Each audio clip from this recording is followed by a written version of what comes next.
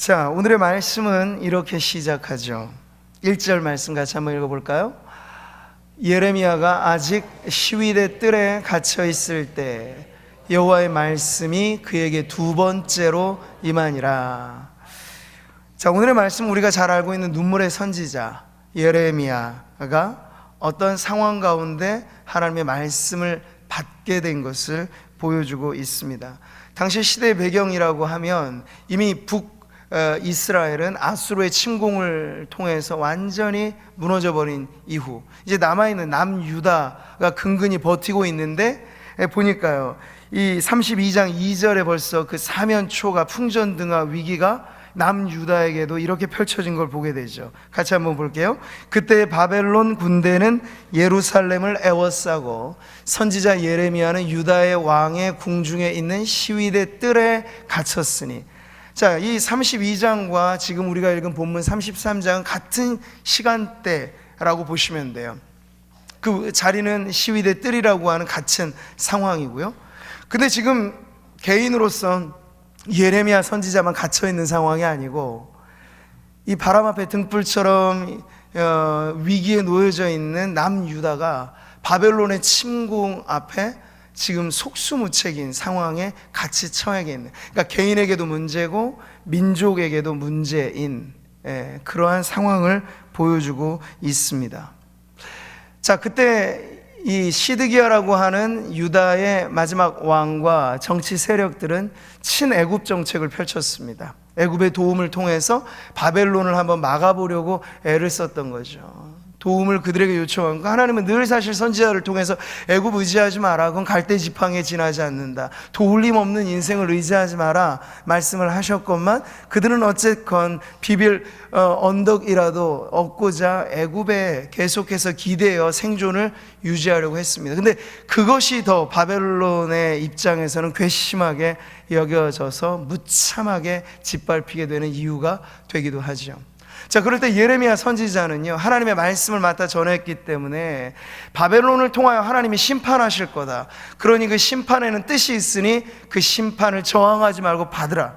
그리고 예레미야는 70년이라고 하는 포로의 기한이 지나면 회복될 것에 대한 메시지까지도 주었습니다. 심판뿐만 아니라 회복의 메시지도 줄곧 주었는데 여전히 신앙 없는 정치인들은 그런 예레미야의 메시지가 눈에 가시처럼 그 사람 존재 자체가 싫었던 거죠. 그래서 급기야는 그를 이렇게 시위대 뜰에 가둬두고 그에게 모진 고난을 가하게 되는 그 현장을 지금 우리가 말씀을 통해서 보는 거예요. 이 예레미야는 지금 시대적이고 민족적인 위기뿐만 아니라 자신의 생존을 예측할 수 없는 그러한 갇힌 상황 중에 있다는 것입니다.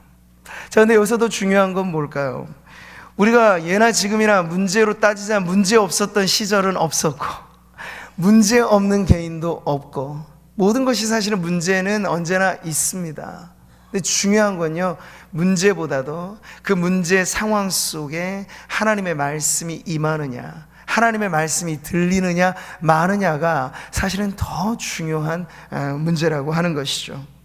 우리가 왜 흔히 말하기를 인간의 위기가 하나님의 기회라고 하잖아요. 근데 그냥 기회로 작동하는 것이 아닙니다. 인간의 위기 속에 찾지 않았던 하나님을 찾고 들리지 않았던 하나님의 말씀이 들릴 때 그 위기를 극복해내는 바로 그 열쇠가 하나님의 말씀으로 들려짐으로 위기는 기회로 바꾸어지게 된다는 것이죠.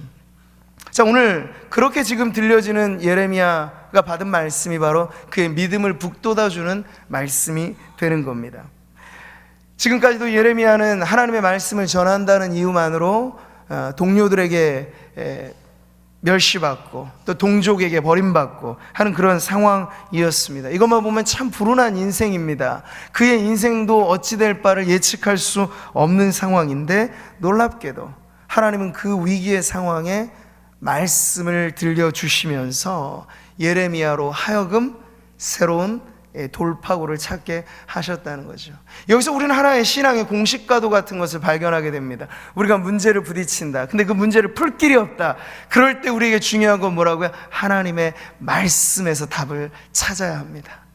왜 말씀일까요? 왜냐하면 말씀이 바로 우리의 모든 난관을 돌파해내는 능력이 있기 때문이죠.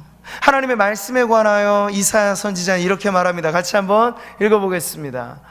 내 입에서 나가는 말도 이와 같이 헛되이 내게로 되돌아오지 아니하고 나의 기뻐하는 뜻을 이루며 내가 보낸 일에 형통하리라. 지금은 다 모를지 몰라요. 우리가 말씀을 읽고 말씀으로 기도하고 하는데도 왜 안 될까 싶죠. 그러나 하나님은 세월에, 그리고 하나님의 섭리에, 하나님의 역사의 술에 이 모든 것을 넣어서 빻으시고 가르시고, 그래서 어느 것 하나도 하나님의 세밀한 계획 가운데 벗어나지 않도록 그 모든 것을 이루시기 때문에 우리 편에서는 좀 더디 이루어지는 것 같고 우리 편에서는 좀 시간이 경과되는 것 같지만, 중요한 건 하나님의 말씀은 1.1획도 땅에 떨어지지 않는다는 사실입니다. 사람의 말은 실언이 될 때가 많아요. 호언장담하고 자신감 있게 말하지만 그게 부도수표가 날 때가 얼마나 많습니까? 그러나 하나님의 말씀은 그런 일이 없는 줄 믿으시기 바랍니다. 문제가 있다 그러면 여러분 빨리 하나님의 말씀으로 돌아가야 돼요. 내가 하나님의 말씀 붙잡지 못해서 지금 더 허우적거리고 있구나. 이스라엘 백성이 그때 그랬던 것처럼 주변의 정치적인 도움을 원하고 인간적인 어떤 인맥에 의지해서 해결하려고 하면 작은 문제는 어쩔지 모르겠어요. 그러나 인생의 근본적인 문제는 하나님이 아니면 결코 풀리지 않는 문제라는 사실을 잊지 마시기 바랍니다. 예레미야는 하나님의 말씀을 전하며 이렇게 갇혀 있지만 그가 알게 된 것은 이것이에요. 시위대 뜰에 갇혀 있는 그에게 들려진 하나님의 말씀은, 하나님은 전혀 갇히지 않으시는 분, 하나님의 말씀은 매이지 않는 것이구나, 하나님의 말씀은 자유롭게 그 역사를 이루시는 것이구나 하는 걸 깨닫죠. 어디서? 2절의 말씀에서. 같이 한번 읽어보겠습니다. 이를 행하시는 여호와, 그것을 만들며 성취하시는 여호와, 그의 이름을 여호와라 하는 이가 이와 같이 이르시도다.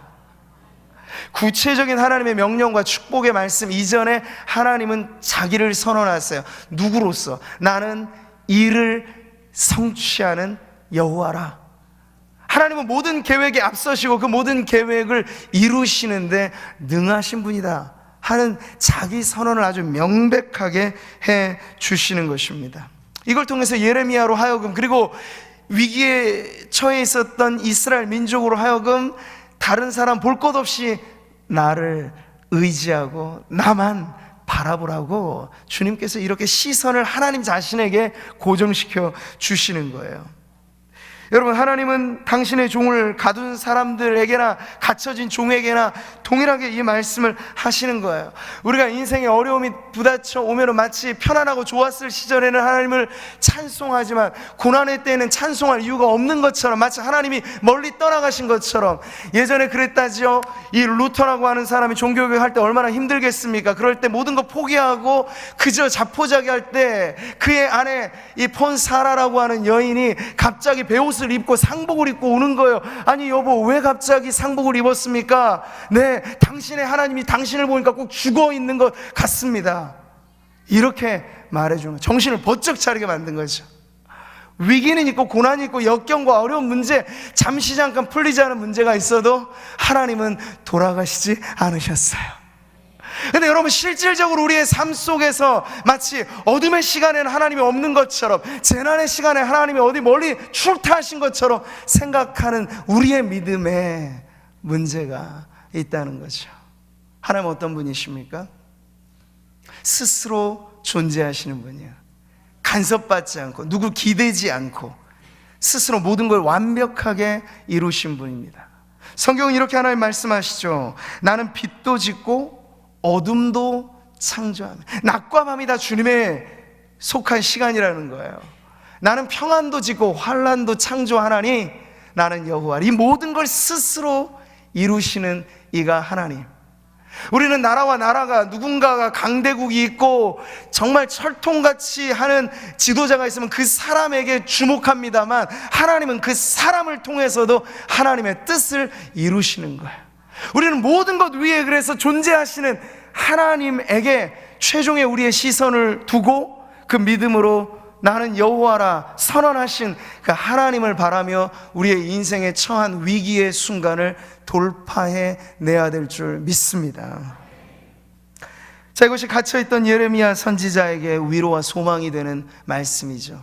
전혀 그의 상황 속에 하나님께서 그와 같이 마치 아무런 힘을 발휘하시지 못하고 아무런 능력도 나타내지 못하는 무능한 존재가 아니라 하나님이 여전히 전능하신 창조주이시고 구원자이시라고 하는 사실을 들을 때 예레미야는 다시 한번 새 힘을 얻을 수 있었을 겁니다. 이것이 바로 갇힌 중에 들려진 말씀이 가지고 있는 아주 웅변적인 메시지예요. 여러분의 삶도 예레미야와 십보백보의 차이가 있을지 모르겠으나 우리 모두가 갖고 있는 문제는 다 그런 것이죠. 우리 스스로는 해결할 수 없는 그러한 문제들. 그러나 그럴 때 눈을 들어 하나님을 바라보시라는 거예요. 그 하나님이 어떤 분이신가를 믿으시라는 거예요. 이를 지어 성취하시는 여호와 하나님 되심을. 지금 온 세상은 희망이 없다 말하는 절망의 시대입니다. 모든 것을 다 포기해버리자 말하는 그런 시대입니다. 실패의 신화가 사람들을 장악하고 있습니다. 나는 안 되고 당신도, 우리 모두가 안 된다라고 말하는 그 분위기 속에 처절하게 실패 무덤이 쌓여지고 가고 있는 이때에 오늘 하나님은 우리에게 들려주시는 거예요. 아니, 나를 믿는다면 나는 이 모든 것에 계획을 갖고 있고 성취할 능력을 갖고 있고 너 개인의 인생뿐만 아니라 교회와 이 민족과 나라와 역사에 관한 이 모든 것을 내가 주관하는 자이다 라고 주님은 굽힘없이 말씀을 하시는 거죠. 사랑하는 성도 여러분, 신앙이란 단순한 것입니다. 이런 하나님에 대한 절대적인 의존이에요. 불신앙이란 것도 단순한 것입니다. 이런 하나님 아니라 자기 힘을 믿고 자기 지능을 믿고 자기 학력을 믿고 자기 이력을 믿고 간판을 믿고 배경을 믿고 집안을 믿고 돈을 믿고 하나님 아닌 어떤 것을 믿더라도 그것은 우리에게 우상일 뿐이며 그것이 결정적인 순간에 우리에게는 아무런 도움이 되지 않는다는 것. 이것이 바로 불신앙의 말로라고 하는 거죠. 여러분, 인간은 그럼에도 불구하고 아담 이래로 계속해서 자아를 실현하려고 애를 씁니다. 아주 고상하게 들리는 말이죠. 자아 실현이라고 하는 말, 자기 완성이라고 하는 말. 그런데 여러분, 낙원에서 첫사람 아담이 유혹받을 때부터 이 말은 늘 따라다녔습니다. 그게 뭘까요? 결국 하나님 등지고 너 스스로 자신을 완성할 수 있다는 그 말은 너 자신이 하나님이 될 수 있다는 아주 위험천만한 유혹입니다. 낙원에 있을 때부터 이 유혹은 옛뱀 사탄의 유혹으로 첫사람 아담에게 주어졌죠. 이렇게 너희가 그것을 먹는 날에는, 하나님은 금단의 열매로 말씀하셨어요. 인간과 하나님의 차이는 단 하나, 바로 이것으로 상정해 놓은 금단의 열매였는데 뱀은 유혹하는 거, 아니 그걸 너희가 먹는 날에 너희 눈이 밝아져 너희가 하나님같이 이 선악을 알 줄을 하나님이 아심이라. 그래서 몰래 감추어둔 거야, 먹지 말라고 명령한 거야 라고 유혹을 하는 거죠. 근데 여러분, 결과는 어땠습니까? 눈이 밝아졌나요? 네, 밝아졌죠. 수치를 보는 눈이 밝아진 거야. 자신이 벌거벗은 그 몸에 부끄러움을 느끼는 수치심이 선악을 알게 하는 나무의 열매를 따먹는 순간 인류의 조상에게 일어난 변화입니다. 그 이후로 죄가 장악하고 그 이후로 사망이 장악하고 모든 오고 오는 세대 사람들은 끊임없이 이 첫 사람의 이 원죄의 굴레 안에서 벗어나지 못하고 어떻게든 내가 한번 자수성가하고 어떻게든 내가 한번 하나님 없이도 잘 살아볼 수 있겠다라고 이렇게 노력하는 그 반복을 우리는 이 세상의 모습을 보면서 관찰할 수 있는 거죠. 오늘날 사람들의 자랑거리는 뭡니까?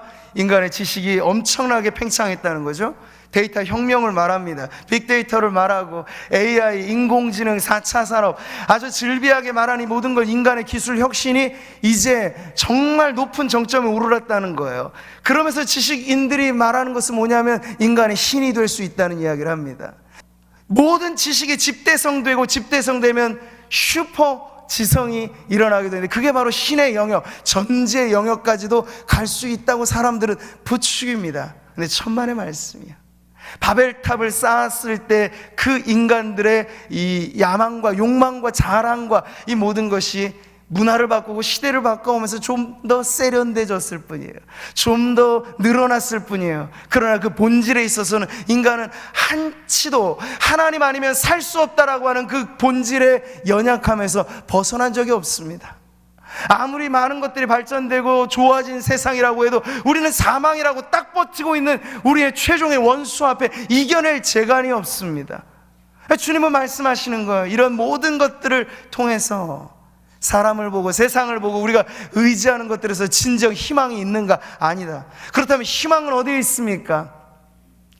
이를 행하시는 여호와, 이를 지어 성취하시는 여호와, 그 이름이 여호와라 불리는 하나님이 바로 우리의 절대적인 희망이 되는 줄 믿습니다. 그러니까 그 하나님이 우리에게 말씀하시는 거예요. 오늘 우리에게 너무나 잘 알려진 이 예레미야 33장 3절의 말씀 말이죠. 같이 한번 읽어보겠습니다. 너는 내게 부르짖으라. 내가 내게 응답하겠고 내가 알지 못하는 크고 은밀한 일을 내게 보이리라. 하나님의 자기 선언, 자기 계시 이후에 하나님의 하시는 말씀에는요 아주 분명한 대상이 있어요. 너는 내게 부르짖으라. 이 2인칭 표현은요 하나님을 맞대한 모든 인간이 피해갈 수 없는 대상이 되는 거죠. 너는 예레미야가 속하겠죠. 너는 그 당시에 남유다 하나님의 백성들이 포함되겠죠. 어디 그들뿐일까요? 오늘도 우리에게 전해지는 이 말씀은 너는 이라고 말할 때 저 조준환 목사가 포함되고 바로 오늘 예배하는 여러분 한 분 한 분 성도들의 이름이 바로 여기에 들어있는 거예요. 어느 한 사람을 대리해서 기도시키는 것이 아니고 네가 바로 기도해야 될 그 사람이다 라고 말씀을 하시는 거죠. 제가 오늘 주보 독서 노트에도 소개한 책이 있습니다. 이 기도의 거장으로 불리는 이언 바운주라고 하는 이 영성가가 기도해야 산다라고 하는 책을 썼는데요, 이 제목 자체가 아주 함축적이죠. 기도해야 삽니다. 우리는 기도 외에 다른 것으로 이런 유가 나갈 수 없다는 예수님의 말씀을 허투루 들어서는 안 됩니다. 상황이 어려운 많은 문제들이 제법 우리가 밥숟가락 들고 밥을 먹는 정도는 우리가 할 수 있다고 잡아야죠. 근데 그러한 자부심 가지고 우리의 인생의 문제까지도 다 해결할 수 있다고 착각하는 거예요. 아니요, 주님 말씀하세요. 진정 심각하고 아주 위험한 문제들은 기도 외에 다른 것으로는 나갈 수 없다고 말씀을 하셨어요. 철체절명의 위기는 기도하라는 사인이고 기도의 알람 소리라는 거죠. 이언 바운주는 이 책에서 이렇게 기록합니다. 하나님 앞에서 거룩하게 구별된 삶을 살기 위해선 반드시 기도가 필요합니다. 그런 삶을 계속 유지하는데도 반드시 기도가 필요합니다. 여기 반드시, 이게 악센트가 찍혀야 될 부분이에요. 하다가 가끔 시침질 뜨듯이 그렇게 바느질하는 정도로 기도해서는 안 되고 반드시. 여러분, 연말과 연초라는 거 우리들에게 얼마나 중요한 구간입니까? 한 해를 마무리할 때 정신 바짝 차리지 않으면 이 세상 문화에 정신이 쏙 빨려 들어가잖아요. 한 잔 술에 망년에, 이게 세상의 문화입니다. 좋아도 한 잔, 슬퍼도 한 잔. 그러면 술 가지고 모든 거 잊자는 게 세상의 방식이죠. 근데 어디 잊혀집니까? 하루 지나면 또 머리 찌끈거리고 힘든 일상이 되돌아오는 것 뿐이에요. 근데 모든 회식의 자리들은 연말을 그렇게 보내도록 우리를 이끌어가죠. 할 수 있다면 여러분 그런 부분들에서 거룩하게 여러분 자신을 지켜내십시오. 그러면서 우리에게 있어서 이 연말과 연초가 다른 시간이 아니라 한 해간 우리가 돌아볼 때 너는 내게 부르짖으라 하셨는데 부르짖지 않고 지나왔던 이 세월을 하나님 앞에 돌이키며, 하나님 지금이라도 제가 올 한 해가 가기 전에 하나님 앞에 기도해야 했지만 기도하지 못했던 것까지를 하나님 앞에 부르짖겠습니다 라고 여러분의 연말을 기도로 보내신다면 아름다운 마무리가 바로 우리의 연말이 될 줄 믿습니다. 새해는 그냥 모든 사람에게 희망차게 다가오지 않아요. 시간이 가져들은 신사람은 송구영신 예배가 끝나는 즉시 없어집니다. 그러나 우리에게 진정 희망찬 새해는 어떻게 올까요? 기도로 하루하루.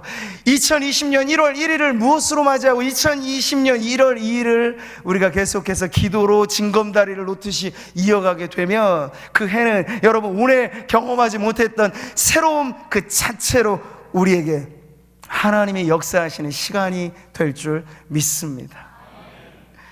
인간이 고난을 당할 때 토해내는 소리, 그것이 곧 기도입니다. 기도는 고난의 순간에 위대한 빛을 발합니다. 예레미야가 바로 그렇게 하나님의 말씀을 받은 거예요.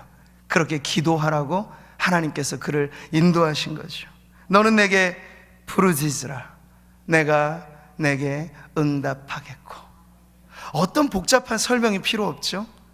주님은 우리가 부르짖으면 응답하겠다, 부르짖으면 응답하겠다 말씀하셨을 뿐이에요. 근데 우리가 응답을 못 받는 건 뭘까요?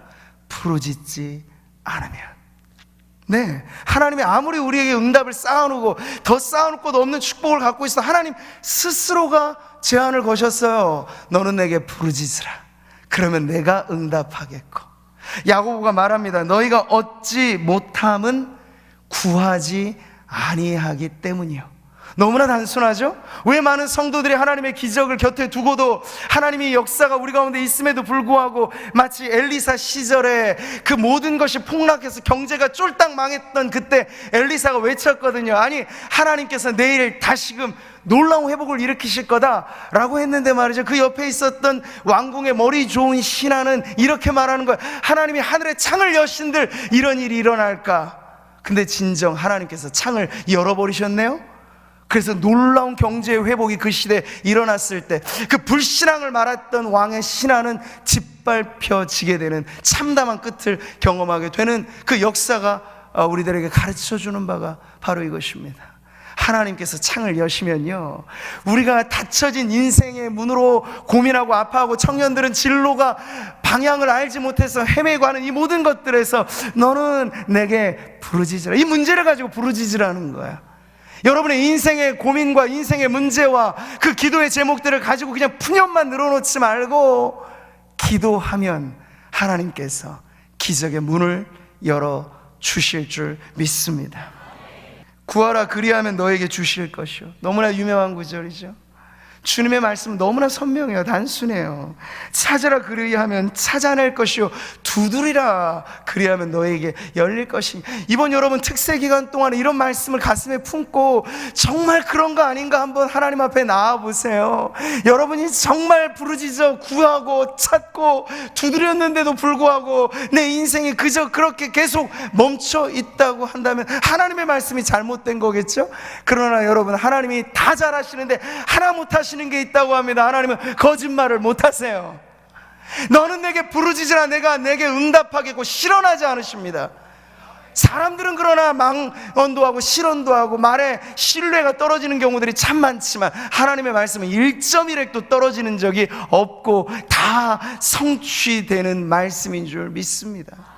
그럼 우리가 특세로 나아갈 때 여러분 어떤 마음을 가져야 될까요? 이 말씀 가슴에 품고, 하나님, 제가 지나오면서 10년 동안 안 풀린 문제 있습니까? 오랜 세월 동안 여러분을 붙들고 있는 굴레와 덫이 있습니까? 그걸 가지고 한번 하나님 앞에 기도해 보시지 않으시겠어요? 부르짖지 않으시겠어요? 그러면 하나님께서 그 문제에 관하여 어떻게 일하실지를 여러분 보게 될 것입니다.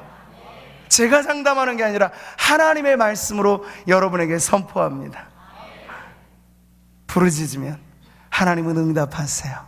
부르짖으면 하나님은 하늘의 창도 여시고, 그래서 하늘의 신령한 복을 원하는 성도들에게, 땅에 기름진 복을 원하는 성도들에게 하나님이 그 문을 열어놓으시면 기막힌 역사가 일어날 줄 믿습니다.